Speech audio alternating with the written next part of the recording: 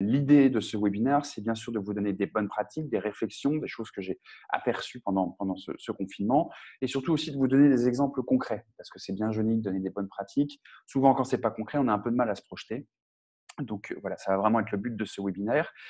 Le but aussi de ce webinaire, c'est de vous donner des pistes de réflexion pour la suite, d'accord? On se rend compte que pour beaucoup de nos clients ou beaucoup de nos contacts, le confinement, c'est aussi un moment pour se poser les bonnes questions et savoir: «OK, comment je vais redémarrer par la suite?»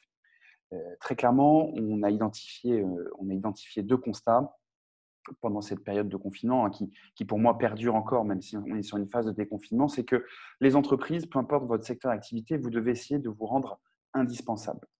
Rendre indispensable, ça veut dire quoi? On imagine que ceux qui se rendent entre guillemets «indispensables» pendant cette période compliquée de confinement, vont repartir plus vite par la suite. Une idée une idée et un sujet très concret, on a mis en place les webinaires, Monsieur Lucien, on en a mis au total 14 il me semble.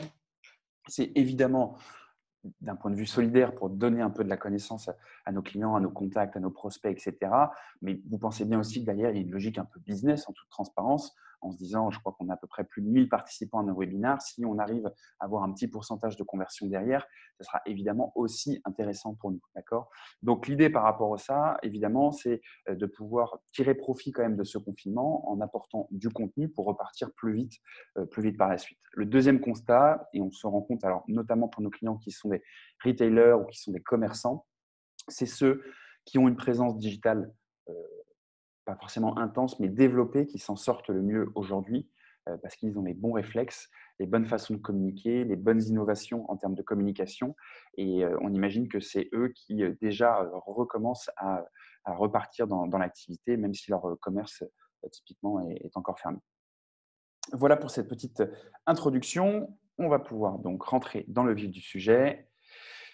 Un contexte exceptionnel, je ne vous fais pas un dessin, depuis le 16 mars, évidemment, confinement de la population, qui a forcément un impact très important sur le changement des habitudes, d'accord, de vos consommateurs, de vos prospects, de vos clients, de vos partenaires, de vos fournisseurs.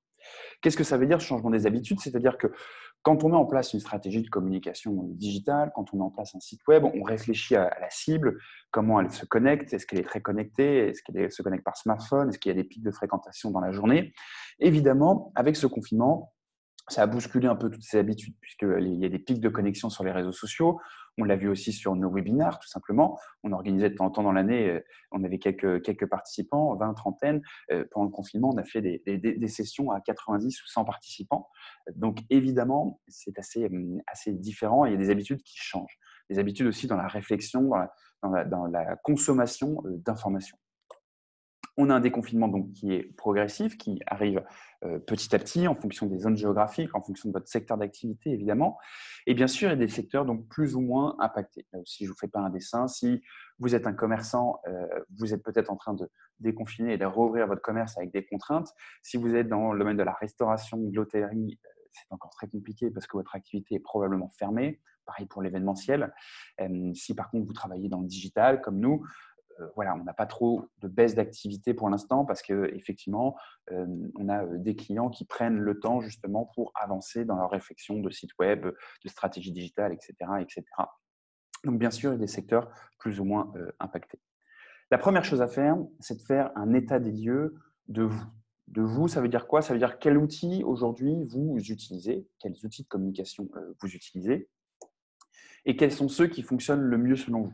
Ce que vous avez déjà mis en place, alors peut-être que certains d'entre vous n'ont rien mis en place, mais ce que vous avez déjà mis en place, une page Facebook, un site internet, une newsletter, la communication par mail, la communication par WhatsApp, bref, tous ces outils de communication que vous avez utilisés euh, ont déjà normalement apporté des résultats auprès de votre activité. Et donc ça, c'est important de l'identifier. Ensuite, c'est bien sûr de savoir est-ce que vous avez des coordonnées de clients, de prospects, par mail, par téléphone, avec qui vous pouvez communiquer. Est-ce que vous avez des audiences sur vos réseaux sociaux? Est-ce que vous avez un budget à disposition? Bien sûr, c'est l'une des clés importantes. Est-ce que j'ai un budget à disposition que je vais pouvoir investir en publicité sur les réseaux sociaux, en référencement naturel, pour la création ou la mise à jour de mon nouveau site? Si j'en ai pas du tout, comment je vais devoir faire?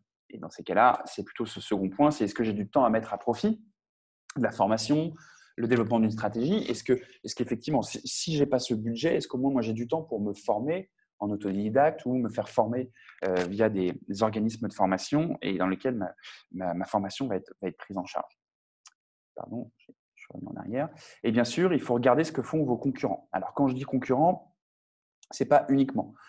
C'est regarder bien sûr ce que font vos concurrents, comment ils communiquent dans ce temps de crise, mais c'est aussi d'autres activités, sur d'autres secteurs d'activité pour voir un peu comment eux communiquent. D'accord ? L'idée, tout simplement, c'est de s'en inspirer, surtout si vous avez des concurrents qui sont plus digitalisés que vous, qui sont en avance par rapport à vous, pour vous inspirer tout bonnement du contenu, des actions qu'ils mettent en place et voir ce qui peut être le plus pertinent pour votre activité. Vous pouvez aussi voir quelles sont les actions digitales solidaires existantes, d'accord, en fonction de votre secteur d'activité. Ça va moins bien fonctionner quand on est sur du B2B, mais je pense notamment à des commerçants. Il y a des plateformes qui existent, je vous en parlerai parce qu'on en a lancé une bénévole, qui peuvent vous aider à avoir une rentrée d'argent et qui peuvent vous aider aussi à mieux communiquer. Bien sûr, pendant cette période de confinement, déconfinement, il faut absolument que vous gardiez le contact avec votre audience et votre communauté. Une des choses les plus évidentes, c'est de publier sur vos réseaux sociaux, bien sûr, parce que si vous avez une présence sur les réseaux sociaux, ça veut dire que vous avez déjà une audience, une communauté qui s'est créée. Votre communauté, elle est peut-être très petite, 50, 100, 200, 500, 1000. Elle est peut-être aussi beaucoup plus grosse, 5000, 10 000 personnes, 15 000, 20 000 personnes. Il faut absolument garder contact avec votre audience et votre communauté. D'accord ? Cette période, il ne faut surtout pas arrêter de communiquer en se disant « non, mais on n'a plus le temps de le faire, ce n'est pas la priorité, etc. » Au contraire, c'est l'une des priorités. D'accord ? Il faut absolument communiquer parce qu'il faut garder contact, d'accord, pour avoir toujours une présence à l'esprit auprès de vos partenaires, de vos clients, de vos prospects, de vos fournisseurs, etc. Et le moment où vous allez relancer, entre guillemets, pleinement votre activité, ils auront continué à avoir de vos nouvelles et donc potentiellement, ils vont refaire appel à vous beaucoup plus rapidement. D'accord ? Bien sûr, c'est aussi inciter votre communauté à partager votre contenu pour vous soutenir. Là-dessus, il y a différentes bonnes pratiques en fonction de votre secteur d'activité. Et puis, c'est une bonne pratique qu'on essaye d'avoir régulièrement dans la communication digitale sur les réseaux sociaux, c'est d'inciter votre communauté pour vous soutenir typiquement. Et ben voilà, partagez notre contenu, aidez-nous à nous mettre en avant. On verra aussi que c'est laisser des avis potentiellement sur votre activité. Mais l'idée, c'est bien sûr que votre communauté a envie de partager votre contenu parce que dès qu'elle va partager votre contenu, elle va développer votre visibilité. Point très important, faites vivre les coulisses de votre activité. D'accord ? Dans cette période, vous avez des moments difficiles, vous avez des réussites, vous avez des échecs, il y a des petits moments de bonheur un peu basiques, etc. Sur vos réseaux sociaux, c'est primordial. D'accord ? Aujourd'hui, les réseaux sociaux, ce qu'on veut voir, et aujourd'hui encore plus qu'avant, là, depuis 2 mois, c'est de l'humain. On veut voir les personnes dans votre entreprise, qui ils sont, on veut les voir sourire, on veut voir à quoi ils font face. Que vous soyez dans le B2C ou que vous soyez dans le B2B, encore une fois, que vous soyez un commerçant ou que vous soyez une société qui fait je sais pas, des produits industriels ou qui fait des moteurs d'avion. D'accord ? Il faut absolument qu'on puisse voir quelles sont les personnes qui composent cette entreprise et vous allez voir assez rapidement, notamment sur les réseaux sociaux, que il va y avoir beaucoup plus d'interactions sur ce type de publication que sur des publications beaucoup plus classiques. Donc, faire vivre les coulisses de son activité, c'est quoi ? C'est bien sûr mettre en avant les personnes de votre entreprise, mais ça peut être aussi de le faire de façon un peu plus ludique. Ça peut être effectivement la réouverture d'une activité, l'arrivée dans vos nouveaux bureaux, ou plutôt quand vous revenez dans vos bureaux, typiquement. Ce sont ces moments-là que l'on peut partager à votre communauté. Pour certains d'entre vous, je sais, vous allez dire, mais ma communauté, elle s'en fout. Mais non, elle ne s'en fout pas. Elle ne s'en fout pas parce qu'effectivement, ce qu'elle veut voir, c'est aussi de la vie de l'entreprise. Ce n'est pas uniquement les produits que vous proposez, ce n'est pas uniquement les services que vous proposez, à quel tarif vous les proposez. Ça peut être intéressant, mais ce qu'elle veut vraiment voir, c'est qu'est-ce qui se passe dans cette entreprise, d'accord ? Et aujourd'hui, plus qu'avant. Communiquez aussi sur vos actions solidaires. Vous avez vu pendant cette période, il y a eu de formidables élans de solidarité. Beaucoup d'entreprises ont mis en place soit des cagnottes pour soutenir différents CHU dans différentes villes de France. Certains ont mis en place des plateformes solidaires pour aider certains secteurs d'activité. Certains ont constitué des fonds pour pouvoir venir en aide d'un point de vue trésorerie à certaines entreprises. Si vous avez contribué à ce type d'action, mettez-le en avant. Je sais que peut-être certains vont me juger en me disant oui, quand on contribue à ce type d'action, le but, ce n'est pas non plus d'en parler et de mettre ça sur le devant de la scène. Bien sûr que non, vous le faites ça par solidarité et c'est très bien, mais c'est aussi un moyen de communiquer, d'accord, de donner un peu d'optimisme à cette situation et c'est quelque chose qui va forcément impacter votre communauté, qui va potentiellement être relayé et qui va développer votre visibilité. Je parlais de ces actions, mais ça peut être aussi si vous êtes dans le textile et que vous avez réalisé, je dis n'importe quoi, 200 masques ou vous avez réalisé aussi des visières, etc. pour le personnel soignant, bien sûr, communiquez dessus. Si vous êtes un commerçant, un restaurateur et que vous avez livré des produits à des commerçants pour les remercier, donner un petit coup de pouce, etc., communiquez là-dessus, c'est très important. Pensez aussi à demander l'avis à votre communauté. Alors, c'est très vrai, évidemment, quand, encore une fois, on est un commerce. Hein. Vous voulez lancer de la livraison à domicile, à emporter, vous voulez faire du drive, quels sont les horaires d'ouverture, les jours d'ouverture qui correspondraient le mieux à votre audience.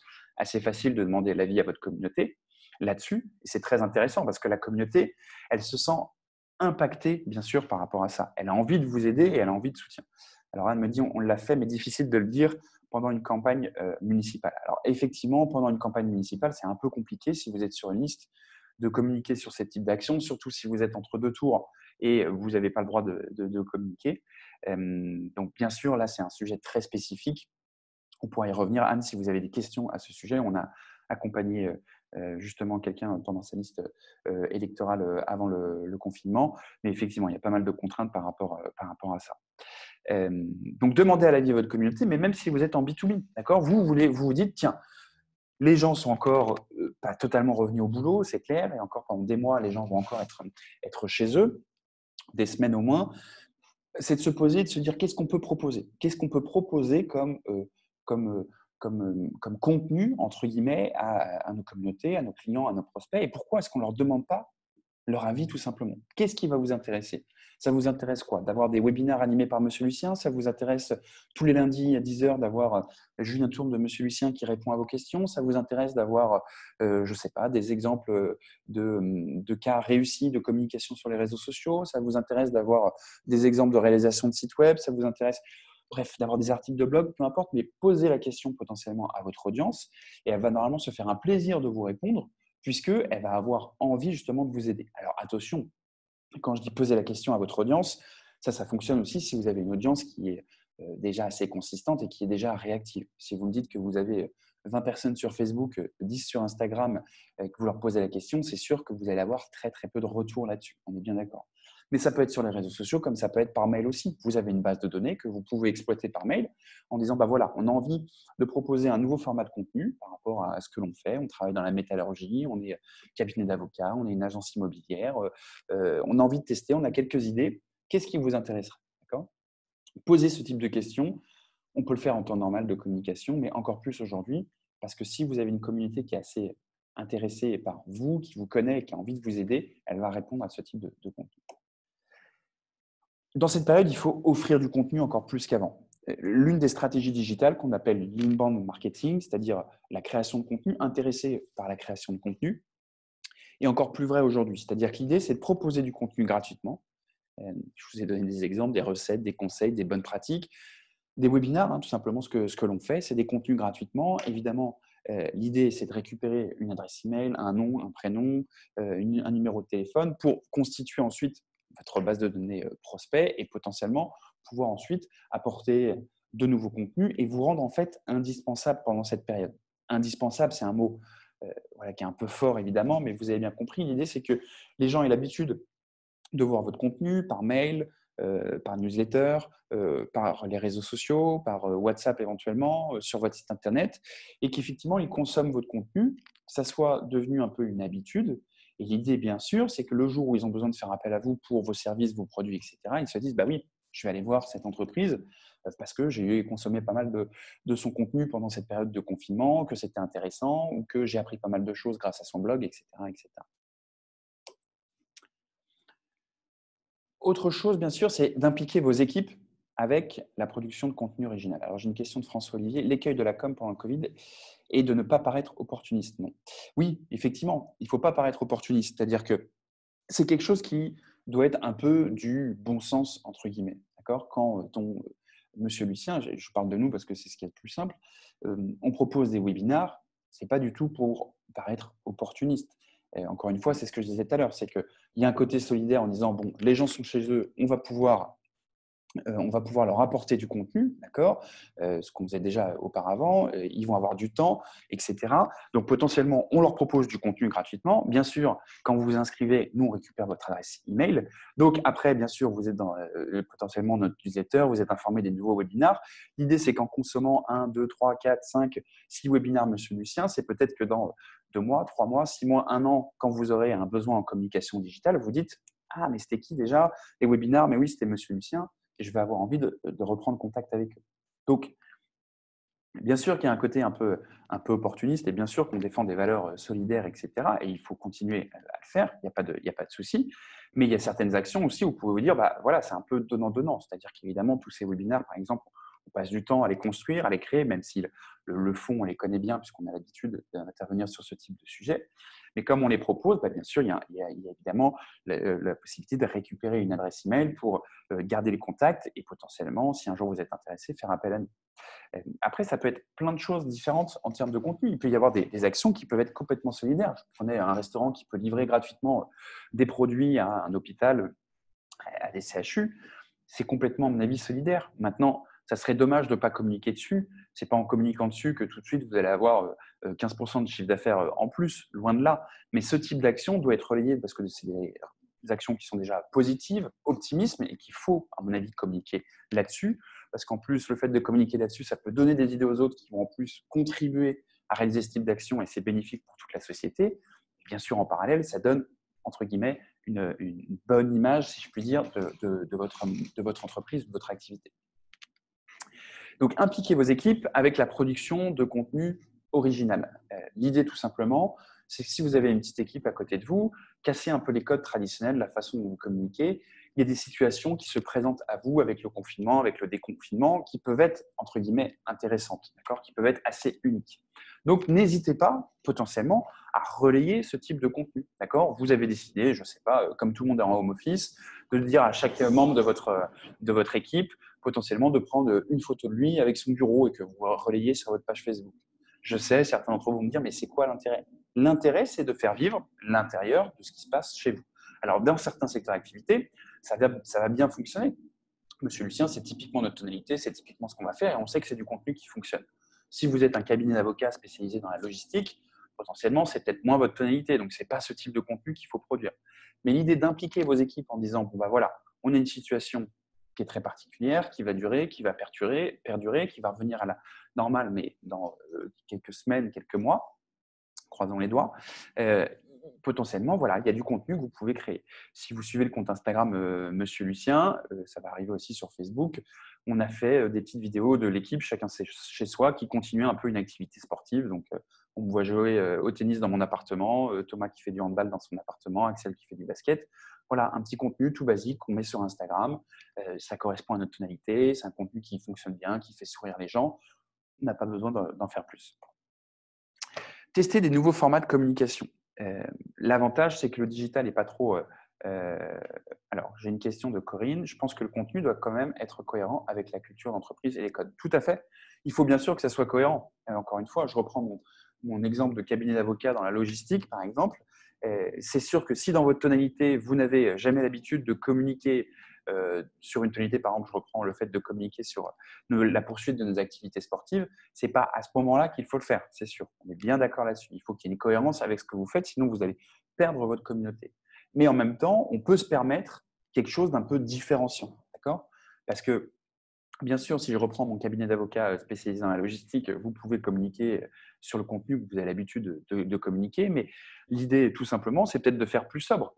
Réunion d'équipe, on fait effectivement un petit screenshot de notre conférence sur Zoom, sur Teams, etc., qu'on publie chacun avec un sourire. Bon, bah voilà, on change effectivement un peu de format, on publie. L'idée, c'est voilà, oser bouger un peu, comme vous le dites, bouger les lignes, casser les codes. Corinne, c'est exactement ça. Essayer de proposer quelque chose avec plus d'humain qu'auparavant, encore plus, parce que c'est ça qui est positif et puis c'est ça aussi qui va intéresser votre communauté. Tester de nouveaux formats de communication, les Facebook Live par exemple, les webinars, mais il peut y en avoir plein d'autres. Hein. Je prends des exemples que nous, on a mis en place, mais il peut y avoir plein de choses, les podcasts, ce que vous voulez. Réfléchissez à des nouveaux formats de communication, des newsletters qui pourraient peut-être intéresser votre audience, que vous pourriez proposer. Hop, alors je ne sais pas pourquoi. J'ai tout qui a quitté mon écran. Ne bougez pas, je vais revenir tout de suite. Hop. Participer à des défis. Alors là, je voulais vous présenter une entreprise qui a mis ça en place pendant le confinement, qui s'appelle Prochaine Escale, qui est une entreprise voilà, d'événementiel et qui forcément a été très impactée pendant cette période. Ils ont lancé tout simplement des défis qu'ils ont proposés aux entreprises. D'accord ? Le principe était juste très simple. C'était voilà, un challenge à chaque fois à réaliser. Donc le dernier, le 27 avril, la journée de rêve post-confinement au bureau. On vous laisse tout l'expliquer avec le défi 6 du challenge télésoudé. Pas de retenue acceptée. Faites parler votre imagination et vos envies les plus folles. Retrouvez les autres défis sur l'événement Facebook. D'accord ? Donc, ils ont créé en fait un événement Facebook où ils ont challengé des entreprises à venir participer. Donc, il y a 108 personnes qui ont participé, qui ont publié leur contenu, leurs photos, leurs vidéos pour répondre à des challenges qui étaient organisés. C'est un contenu ludique qui est très bien pensé. C'est une agence événementielle qui forcément est très impactée par la situation et qui, plutôt que, voilà, que de rien faire ou plutôt de se dire bah, voilà, on ne va pas pouvoir communiquer dessus et il faut qu'on trouve une solution, etc., bah, essayer de communiquer différent. Ça lui permet, en challengeant d'autres entreprises, de se faire connaître potentiellement auprès d'autres entreprises et donc forcément, c'est intéressant, ça casse les codes. Donc l'idée, c'est voilà, potentiellement de se réunir avec d'autres entreprises et essayer de mettre en place des initiatives communes. J'ai parlé de défis ici, mais ça peut être évidemment d'autres choses. N'oubliez pas les mails pour solliciter votre audience et votre communauté. C'est quelque chose qu'on oublie. On parlait avec un client l'autre jour et qui voulait donc voilà, publier sur les réseaux sociaux, pas de souci. Et puis, on lui dit, mais il faut aussi que vous publiez auprès de vos clients par mail, auprès de votre base de données. Ah bon? Ah, bien sûr que oui. Bien sûr que oui, par mail, il faut expliquer ce qui se passe aussi chez vous. Alors, l'idée, ce n'est pas d'envoyer un mail par jour, on est bien d'accord, parce que sinon, ce n'est pas envisageable. Mais envoyer un mail tous les 15 jours ou envoyer un mail tous les mois, ça peut être très intéressant pour faire une synthèse un peu de ce qui s'est passé chez vous, pour peut-être donner un peu d'informations sur quand votre activité va reprendre, ce que vous proposez pendant cette période de confinement, déconfinement.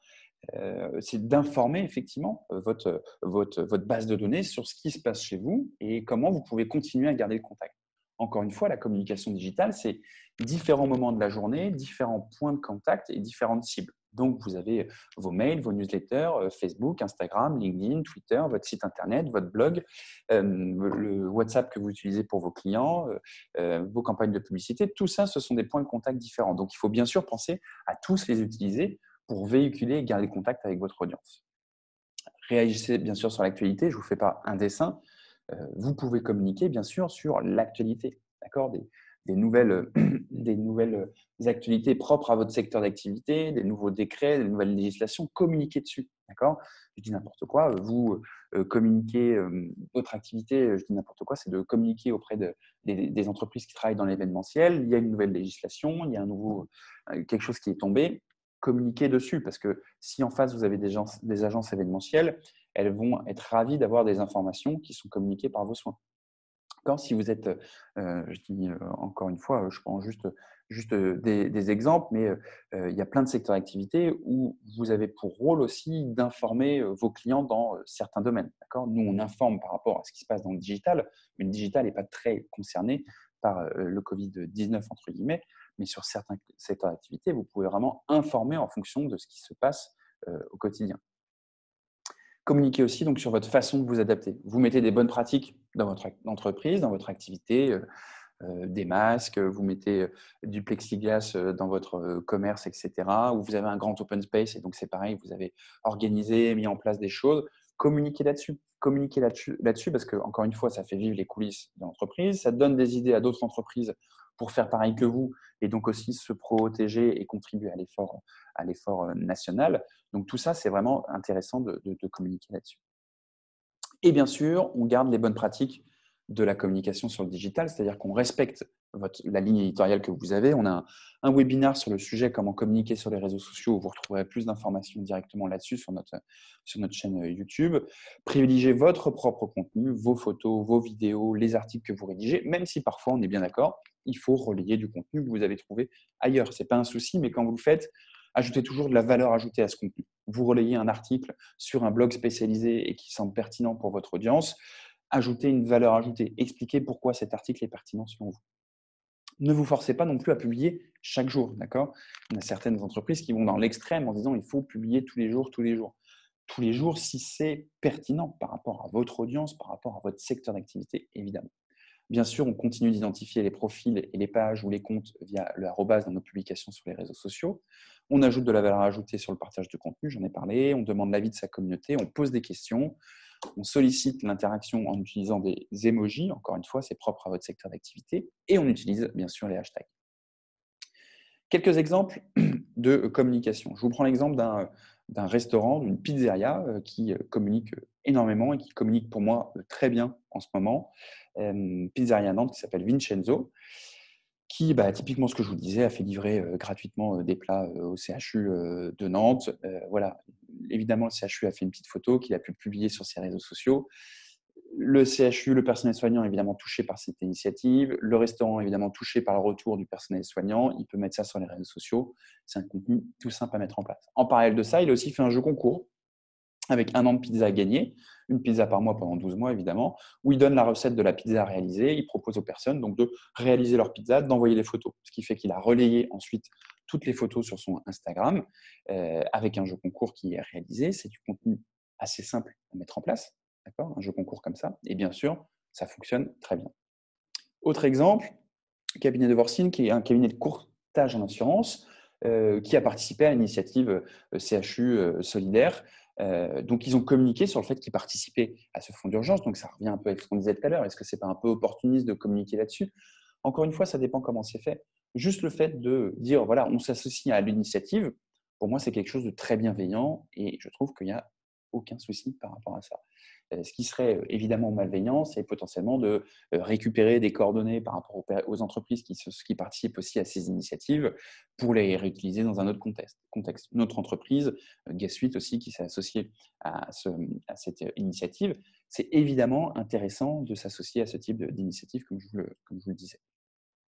Autre exemple, là on est aussi sur des commerçants, un restaurant qui évidemment explique à partir de sa pardon, qu'il va y avoir de la vente à emporter. Donc, elle explique les dates, les heures et qu'un café sera offert au personnel soignant du CHU et que 5% des ventes sera reversé à la Fondation de France. D'accord ? Contenu très pertinent. D'accord ? Là aussi, on peut y voir potentiellement. Alors, j'ai une question, excusez-moi, François-Olivier. Les jeux concours Facebook sont tolérés, mais a priori interdits par Facebook maintenant. Alors, oui, je reviens sur la publication d'avant de Vincenzo qui faisait son jeu concours. Là, c'était sur Instagram. Instagram appartient à Facebook, mais a des codes sur les jeux concours, une réglementation qui est différente. Les jeux concours sont toujours tolérés sur Facebook. Ce qui est interdit, c'est d'utiliser Facebook comme un outil qui vous permet de déterminer, entre guillemets, un vainqueur. Je vous explique. Si vous faites un jeu concours et que pour participer, vous incitez les gens à commenter, c'est-à-dire que pour participer, les gens doivent commenter, doivent identifier quelqu'un, doivent partager ou doivent aimer votre page, ça, c'est interdit par Facebook. D'accord ? Il y a plein de pages qui le font, d'accord, et qui ne sont pas impactées. Il y a même des pages avec des énormes communautés qui ne le font et qui n'ont pas de souci. Le risque potentiellement, c'est que Facebook ferme votre page ou bloque votre page momentanément. Mais effectivement, si vous voulez faire les choses proprement, le jeu concours, il peut être annoncé sur Facebook, pas de souci, mais il devrait renvoyer vers une page, ce qu'on appelle une landing page, une page extérieure, où les gens, pour participer, vont laisser nom, prénom, adresse email, et par exemple, il y a un tirage au sort. D'accord ? Vous pouvez aussi communiquer et détourner, entre guillemets. C'est-à-dire que vous pouvez communiquer sur votre jeu concours et sur votre jeu concours, vous incitez les gens à vous raconter une anecdote. Mais vous ne les forcez pas à commenter pour pouvoir participer. C'est là la différence. Vous voyez bien la nuance. Alors, très honnêtement, voilà, c'est des règles qui sont mises en place par Facebook qu'il faut respecter. Maintenant, voilà, c'est libre arbitre à vous de se dire, voilà, est-ce qu'on les respecte totalement ou est-ce qu'on dit, bon, c'est pas grave, on fait un jeu concours, on demande aux gens de s'identifier, de commenter, parce qu'évidemment, quand on fait ça, il y a beaucoup plus de viralité sur une publication. Ce qui est différent sur Instagram, puisqu'Instagram, on peut le faire. Je reviens sur mon exemple de publication, donc de la vente à emporter. La publication est bien faite puisque vous avez donc les horaires d'ouverture et qu'ils ont cité la Fondation de France qui est venue commenter et qui a repartagé la publication. Donc tout de suite, beaucoup plus de visibilité. Alors là aussi, vous allez me dire, oui, mais c'est opportuniste de faire ça. C'est opportuniste. L'idée, ça part d'une intention solidaire, de dire bah, tiens, on va offrir le café au personnel soignant du CHU, on va donner 5% aux Fondations de France. Mais bien sûr, si on peut identifier Fondation de France et se dire bah, s'ils repartagent, c'est tout bénéf pour nous, bah voilà, il ne faut pas non plus s'en priver. C'est gagnant pour tout le monde. Autre exemple de publication, l'atelier de Brice, qui est un fleuriste. J'adore cette publication. C'est reparti pour un tour. Donc là, c'est un contenu complètement différent qui marche bien avec sa ligne éditoriale, évidemment. Vous n'avez pas la musique, mais vous pouvez l'imaginer, où il a envoyé plusieurs photos, plusieurs vidéos, pardon, qu'il a publiées, où il est en train de danser, évidemment, dans son commerce. Voilà, c'est un contenu tout simple, tout bête à mettre en place, qui fonctionne évidemment très bien. C'est juste de la visibilité, d'accord. Et effectivement, c'est un contenu qui fonctionne bien. Je suis bien conscient que vous n'allez pas tous mettre ça en place dans votre activité, d'accord. Encore une fois, ça dépend de votre ligne éditoriale, de vos codes, de vos valeurs, de votre secteur d'activité. On est bien d'accord. Mais encore une fois, le but, c'est de vous donner des exemples de publication. Autre exemple, la SFCMM, une entreprise dans l'industrie, atypiquement, ils ont fait une publication assez classique il y a 3 semaines. Voilà, un mois s'est écoulé depuis la crise sanitaire, il faut rester solidaire, soyez consciencieux, prenez soin de vous, etc. Voilà, une photo assez basique, assez simple. Hein, on aurait pu imaginer encore faire mieux potentiellement, mais voilà, c'est un contenu qui évidemment touche et qui fait que les personnes sur LinkedIn, typiquement, vont réagir. Une autre entreprise, c'est Yves Consult, ce que je vous expliquais tout à l'heure, une réunion d'équipe typiquement, puisque eux sont des experts relations clients, notamment avec Zendesk. Et bah, typiquement, c'est quelque chose qui va aussi bien fonctionner. D'accord, un petit screenshot de toute l'équipe en réunion, c'est simple à mettre en place, c'est sympathique, les gens voient ça, ils ont envie de réagir parce que forcément, ils voient des gens souriants, impliqués et envie de cliquer dessus. Autre exemple, là aussi, on est sur des commerces, une boucherie, voilà, qui explique tout simplement avec 2 formats comment ça va se passer dans son commerce. Une devanture, bien sûr, et de l'autre côté, du texte. Voilà, c'est du contenu tout bête, mais on informe, on relaie effectivement de l'information pour que les personnes soient au courant. Et c'est du contenu, bien sûr, qui va fonctionner. Je vous parlais tout à l'heure des vidéos qu'on a créées chez Monsieur Lucien. Je voulais vous donner l'exemple pour que ça soit encore plus parlant. Voilà, donc là, vous allez voir donc normalement mon appartement avec moi en train de jouer au tennis. Pourquoi il ne veut pas charger? Ok, du contenu vraiment basique de chez Basique. Encore une fois, ça correspond, nous, à notre ligne éditoriale. Donc, ça fonctionne. On est chez nous, on peut communiquer là-dessus. Maintenant, voilà, je ne dis pas qu'il faut faire ça. C'est juste pour vous donner des idées de contenu qui peuvent être intéressants ou pour lesquels vous pouvez vous inspirer. Vous êtes dans un autre secteur, vous dites, bah non, moi, je ne vais pas faire ça sur le sport, mais je dis n'importe quoi. Je vais faire ça, je vais faire une petite vidéo chez nous où chaque membre de l'équipe donne voilà, un mot-clé, donne son expertise sur un sujet. Ça peut être très professionnel aussi, mais tourné dans un contexte différent, évidemment. De l'autre côté, vous avez une publication qu'on a faite où c'est Thomas, mon associé, bah, voilà, qui animait un webinaire et qui a pris une photo basique de son installation chez lui. C'est pareil, c'est un contenu très simple à mettre en place et qui fonctionne. Encore une fois, des commerçants au bocal, qui vraiment des photos de l'équipe, de la réouverture, de comment ça se passe. Typiquement, on voit tout le monde avec un masque, mais on voit l'équipe et forcément, ça, c'est du contenu qui plaît. Encore une fois, c'est l'humain qui va privilégier. C'est l'exemple que je donne assez souvent. Sur nos réseaux sociaux, Monsieur Lucien, si on rédige typiquement un contenu qui explique, un article de blog en 30 lignes qui explique comment fonctionne l'algorithme Facebook, ça va beaucoup moins fonctionner que si on met une publication de moi pour bientôt mes 33 ans qui fête mon anniversaire. D'accord? Parce que Facebook est un réseau social différent typiquement que LinkedIn, parce que merci pour les volets niveau fédéral. Je dois être à peu près à ce niveau-là. Ouais. Qu'est-ce que je disais du coup? Parce qu'effectivement, sur Facebook, ça peut fonctionner parce qu'on est dans un cadre bien sûr différent. Autre contenu que je voulais vous proposer, Agnès Dutheil, qui a une grosse communauté, hein, plus de 20 000 abonnés sur sa page Facebook et qui a profité de ce confinement. Alors, Agnès Dutheil, elle fait je vais me tromper quand je vais dire ça, mais de coaching, suivi parental, psychologie enfant-parent, il me semble, alors c'est peut-être pas le terme exact, je ne voudrais pas trop dire de bêtises. Elle a profité de ce confinement pour faire, évidemment, pour mettre en place des conférences qu'elle avait fait filmer pour les mettre sur YouTube, d'accord, et faire aussi des Facebook Live directement sur sa page Facebook. Donc voilà, on change la façon de proposer certaines choses. Des choses qu'on n'osait pas faire auparavant, bah, finalement, on s'y essaye. Alors vous allez me dire, c'est simple. Elle a 20 000 abonnés sur sa page Facebook, donc bien sûr que ça fonctionne. Mais vous pouvez le faire aussi si vous en avez que 1000. Testez. Testez de toute façon, vous n'avez rien à perdre. Et au pire, ça peut que développer votre visibilité. Alors bien sûr, après, il y a des conditions. Il faut que ça soit quand même un minimum bien réalisé. Il faut que vous ayez une bonne connexion Internet, une lumière assez propre, un son qui soit aussi assez propre, mais ça fonctionne assez bien. Une publication qu'on avait fait, bah, typiquement un Facebook Live. On a fait un webinaire, Monsieur Lucien.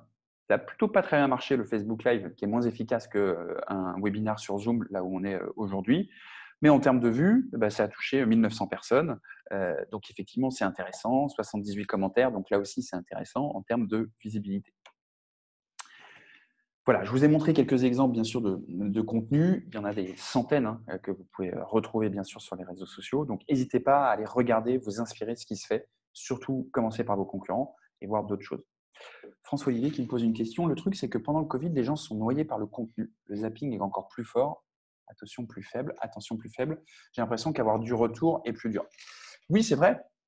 C'est vrai parce que les marques, les activités communiquent d'autant plus sur les réseaux sociaux, alors que déjà, à la base, quand vous publiez du contenu sur votre page Facebook, votre compte Instagram, votre page LinkedIn, il n'y a qu'à peu près 10% de votre audience qui le voit naturellement, sauf si c'est un contenu vraiment valorisant.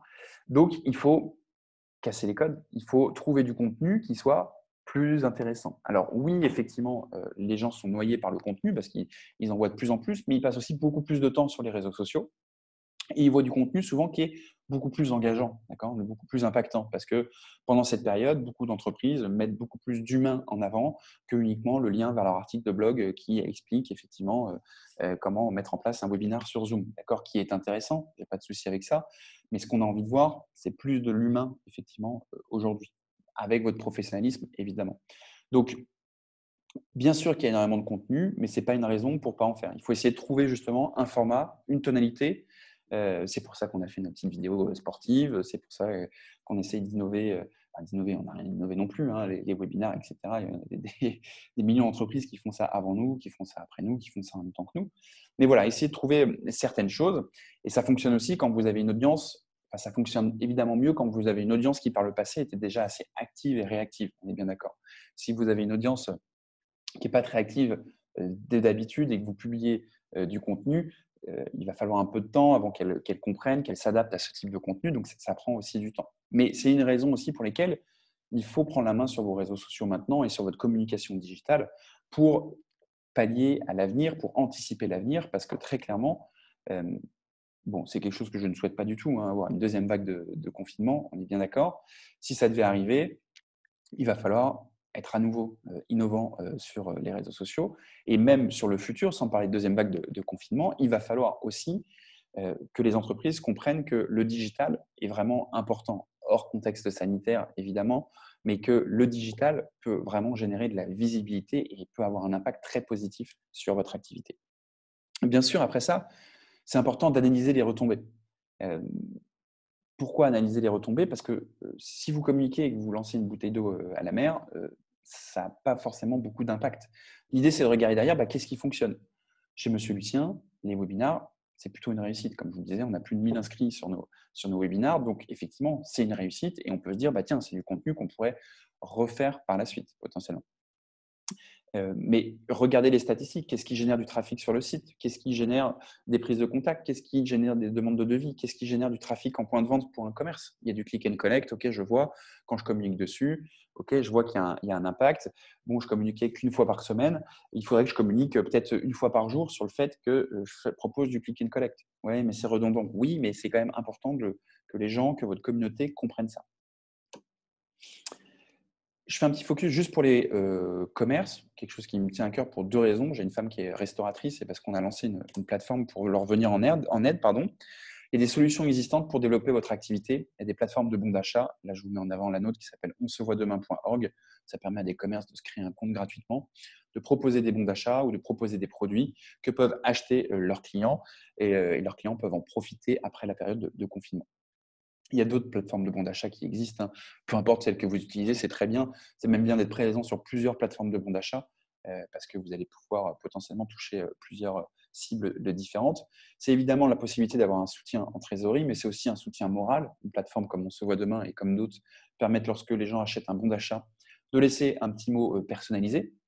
Donc, les commerçants nous ont fait des super retours en disant c'est génial ce petit mot personnalisé parce que ça donne chaud au cœur. Et bien sûr, c'est un soutien aussi dans votre communication. Quand vous êtes présent sur ces plateformes de bons d'achat, et je parle de commerce, mais ce n'est pas uniquement pour les commerçants. Si vous avez une activité qui est fermée à cause du Covid, typiquement, vous pouvez aussi l'utiliser. C'est un soutien de votre communication parce que ça vous donne de la matière à communiquer en disant bah voilà, je suis présent sur On se voit demain, voilà le bon d'achat que je propose, vous mettez une petite photo avec le produit qui est en lien avec votre bon d'achat, etc. C'est du contenu qui vous aide à communiquer. En plus de ça, c'est aussi un contenu que l'on met, c'est aussi du contenu que l'on envoie aux commerçants pour les aider à communiquer. Régulièrement, on essaie de leur apporter du contenu pour les aider là-dessus. Pensez aussi à bien paramétrer votre fiche Google My Business. La fiche Google My Business, c'est la fiche d'identité de votre activité et de votre commerce. Vous allez pouvoir déterminer ce que vous faites de la vente à emporter, de la livraison. Donc ça aussi, c'est intéressant. Et pensez bien sûr à optimiser vos photos de couverture, les informations sur vos différents réseaux sociaux. La fiche Google My Business, souvent, elle ressemble à ça. C'est la petite partie de droite. Là, j'ai pris celle de Big Fernand. C'est pas moi qui l'ai prise, pardon. C'est un site qui s'appelle Partout qui avait fait cette illustration qui me paraissait très pertinente. Donc, bien renseigner votre fiche Google My Business. Outre ce petit focus commerçant, je repars évidemment sur notre communication digitale pendant cette période. C'est évidemment pour préparer l'avenir. C'est ce que je disais tout à l'heure. Le digital, il faut bien comprendre que c'est complémentaire au physique. Complémentaire au physique parce que on a certains cas de figure où parfois, bien sûr, on va détruire le digital en disant oui, ça fait de la concurrence pour certaines activités, etc. Mais non, il faut bien voir que les deux sont complémentaires. D'accord ? Il faut être présent sur le digital. C'est peut-être le moment de se dire bon, bah, voilà, il faut que je développe un site internet, vitrine ou e-commerce, il faut que je le fasse. Il faut que je publie du contenu plus régulièrement sur mes réseaux sociaux, que je fasse des campagnes de pub pour être plus visible. Il faut que j'ai une communauté qui soit plus grosse. Ça fait des mois que je dois publier du contenu sur ma page Facebook, sur ma page LinkedIn, et en fait, je ne le fais pas, ou je publie une fois tous les 3 mois pour mon activité, ou dans notre entreprise, on n'est pas assez efficace. C'est peut-être ce moment justement pour se poser des questions. Pour mettre en place aussi une newsletter, un emailing, une base de données que vous pouvez avoir. On a très régulièrement le cas de clients qui vont nous dire voilà, moi j'ai une base de données, mais je ne les sollicite pas. J'ai envoyé une newsletter l'année dernière, mais je n'ai pas eu de retour. Enfin, je ne sais pas, je n'ai pas regardé les statistiques. Donc, l'idée, c'est de se poser et de se dire OK, qu'est-ce que je vais pouvoir mettre en place typiquement pour développer ma communication digitale et mettre en place une stratégie digitale pour l'avenir. Est-ce que je dois intégrer un blog typiquement? Est-ce que je propose de la prise de rendez-vous en ligne directement sur mon site ou sur mes réseaux sociaux? Bien sûr, tout ça, c'est une question de priorité. Donc, dans un premier temps, il faut définir absolument sa stratégie. Et puis après, il faut se poser les bonnes questions. Si on fait faire un site Internet, si on reprend notre site Internet, est-ce que c'est nous qui le faisons? Est-ce que c'est moi qui le fais? Est-ce que c'est fait par un professionnel? Si on le fait, évidemment, à quel prix? Est-ce qu'on a du temps? Est-ce qu'on se fait former pour créer son site Internet? Ou est-ce qu'on se forme en autodidacte aussi? Est-ce qu'on utilise des plateformes solidaires si je suis un commerçant ou si mon activité est impactée par le Covid-19? Typiquement, je peux me dire, bah oui, j'ai compris qu'il fallait avoir un site Internet, je veux me lancer dans le e-commerce ou je veux avoir un site vitrine, mais en attendant, OK, partons sur une plateforme solidaire comme On se voit demain ou d'autres pour tester, proposer de la vente de produits, la vente de bons d'achat et voir ce que ça donne en attendant d'ouvrir mon site. Intégrer potentiellement de la réservation en ligne. On peut imaginer que sur votre site, les gens puissent prendre rendez-vous avec certaines personnes de vos équipes ou avec vous directement si vous êtes un indépendant et c'est synchronisé avec votre calendrier. Proposer les livraisons à emporter sur le site avec un paiement en ligne pour des commerçants. La gestion, une petite faute, pardon, je vais corriger tout de suite, sinon après j'oublie. Gestion des réseaux sociaux, est-ce que c'est vous pareil qui le faites? Est-ce que c'est un professionnel qui le fait? À quel coût? Est-ce que vous avez du temps potentiellement pour vous former? Il y a des outils qui peuvent vous permettre de gagner en efficacité. Canva, que vous utilisez peut-être, permet de créer des visuels aux bonnes dimensions et vous permet typiquement de gagner rapidement en efficacité sur les visuels à créer. Swello va vous permettre de gagner en efficacité puisque ça vous permet de synchroniser tous vos réseaux sociaux à un endroit. Swello est une plateforme française concurrente de Buffer ou Outsuite pour ceux qui connaissent et qui vous permettent de créer votre contenu, de programmer votre contenu et de publier sur Swello. Et ensuite, ça va sur vos différents réseaux sociaux. Bien sûr, vous pouvez l'adapter en fonction des réseaux sociaux que vous utilisez. En plus de ça, vous pouvez avoir la gestion, décidément, j'ai mis des S partout, la gestion et l'envoi d'emailing ou de newsletter. Donc, c'est peut-être le moment de se poser la bonne question.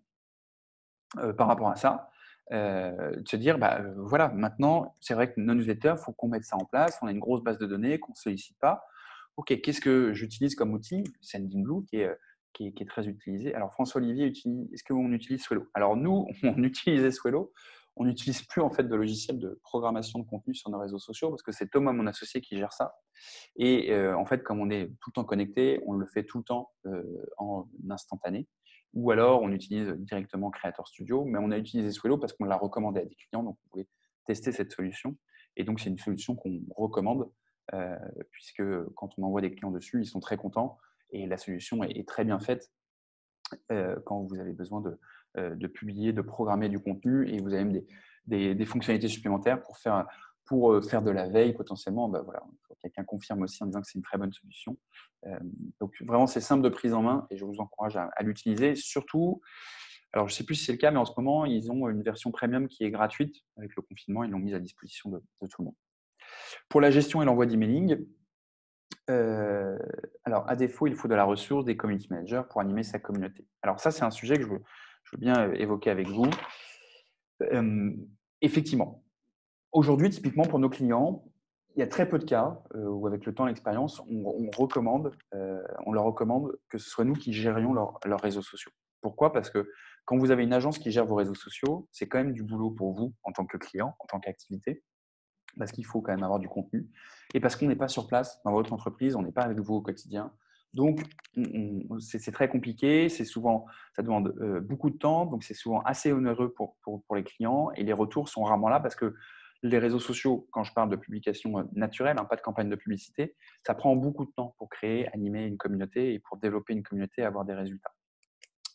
Donc, la première chose à faire, c'est souvent d'internaliser ça sur les réseaux sociaux. Donc, il faut se former, il faut avoir quelqu'un qui puisse les gérer, au moins gérer la partie opérationnelle du quotidien, même si derrière, et c'est souvent là où on intervient, et c'est un bon format pour nos clients, où nous, on définit la stratégie, puis on fait des points mensuels, trimestriels, pour corriger, ajuster, avoir des pistes de réflexion et avoir notre expérience par rapport à ça.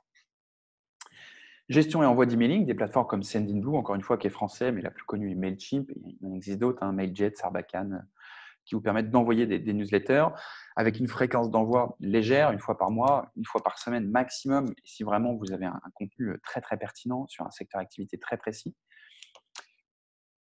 Vous pouvez aussi avoir l'envoi de SMS. Bien sûr, on fait très attention par rapport à ça. Attention à la dimension très intrusive, encore une faute. Pardon pour ça. Donc, bien sûr, attention à la dimension très intrusive des SMS. Bien sûr, avoir l'autorisation et que ce soit du contenu sur une petite base de données où vous savez que vous n'allez pas gêner les personnes et pas avoir des retours négatifs qui pourraient nuire à votre réputation. Des actions complémentaires qui peuvent aussi vous différencier, potentiellement des dons, des actions solidaires, des QR codes à flasher pour accéder à un certain type de contenu. Je pense aussi, par exemple, à nos commerces, mais ça pourrait être d'autres secteurs d'activité où j'arrive dans l'établissement, je peux flasher un QR code et hop, j'ai le menu qui apparaît sur mon smartphone, plutôt que distribuer, par exemple, des cartes ou des produits ou des plaquettes, typiquement. Vous voulez notre plaquette, vous flashez, hop, et j'ai la plaquette qui s'affiche directement. Se mettre en avant entre commerçants ou secteur activité, communiquer bien sûr sur une tonalité différente, c'est ce qu'on disait, se démarquer, casser un peu les codes, mettre en avant des initiatives et bien comprendre que le physique et le digital sont complémentaires. J'arrive à la fin de ce webinaire. Je vous remets la plateforme On se voit demain qu'on a créée, qui est, je ne l'ai pas dit tout à l'heure, mais qui est entièrement bénévole.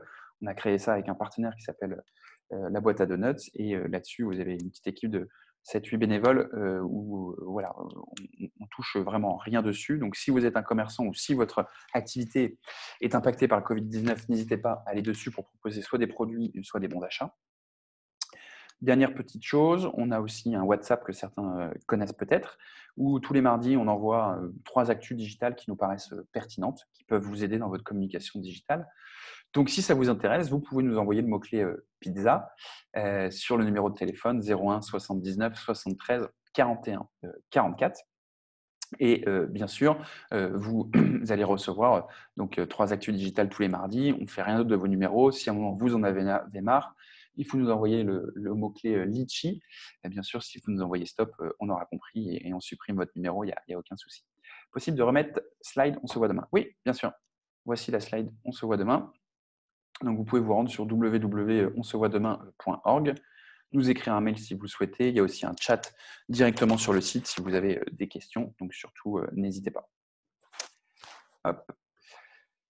J'en ai fini de ce webinaire, de cette présentation. Si vous avez des questions, surtout, n'hésitez pas. Je peux prendre quelques minutes pour y répondre. Vous allez recevoir dans quelques instants un mail avec une petite enquête de satisfaction, comme d'habitude, pour ceux qui suivent les webinaires. Donc, si vous pouvez nous laisser vos retours, vos appréciations positives, les axes d'amélioration, n'hésitez pas. C'est important, évidemment, pour nous, pour pouvoir améliorer ça. On est aussi sur nos réseaux sociaux, donc n'hésitez pas à nous suivre sur les réseaux sociaux. Si vous voulez laisser un avis positif, j'entends bien, par rapport à ce webinaire sur Google ou sur Facebook, ça nous rendrait un grand service. On a perdu notre page Google My Business pendant le Covid. Là, il y a 15 jours, 3 semaines, on avait une trentaine d'avis positifs.